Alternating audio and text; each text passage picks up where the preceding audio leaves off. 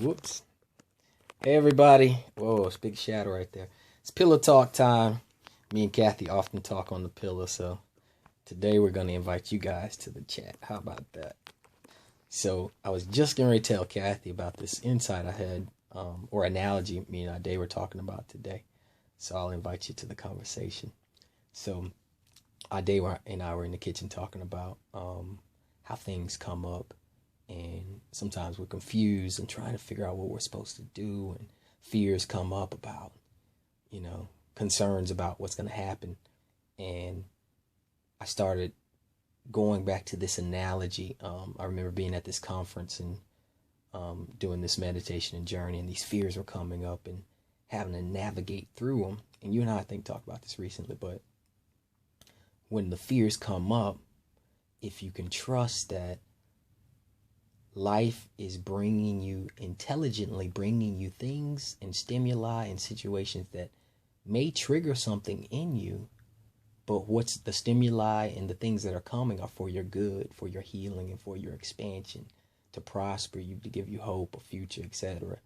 But when you're going through them, a lot of times your conditioned thinking or your patterns or habits may trigger fears instead, and chemical releases, and you're like, these patterns play in your head, and you're like, okay, what do I do? And you can get entangled and engulfed in that, and then create stories of future outcomes that you don't want to happen, but they're fiction, of course. But or what you're afraid of, or not having enough of something to do what you want to do, or something like that. So what I realized was all of those voices, ideas, feelings, etc., are typically things that tell you all is not well.